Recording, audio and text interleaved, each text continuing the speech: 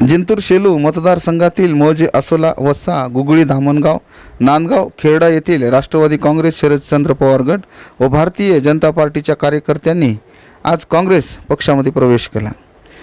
महाराष्ट्र प्रदेश काँग्रेस कमिटीचे सचिव, जिंतूर शेलू विधानसभाचे विकासरत्न असणारे, जिंतूर तालुक्याचे तळागाळा जाऊन काम करणारे व सर्व जाती धर्माला सोबत घेऊन चालणारे माजी आमदार स्वर्गीय श्री कुंडलिकराव नागरे यांचे चिरंजीव, जिंतूर शेलू विधानसभेचे भावी आमदार असणारे सुरेश भैया नागरे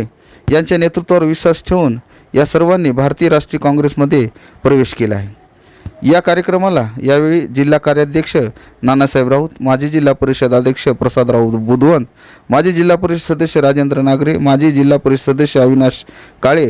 राजेश चव्हाण, सरपंच कवडा, काँग्रेस शहराध्यक्ष बासू पठाण, माजी नगरसेवक उस्मान खान पठाण, अल्पसंख्याक शहराध्यक्ष जाबीर मुल्ला, युवा कार्यकर्ते वसीम खान पठाण, शेलू युवक ओबीसी तालुका अध्यक्ष माणिक हिंगे आदी पदाधिकारी व कार्यकर्ते उपस्थित होते। प्रतिनिधी परवेश शेख, परभणी।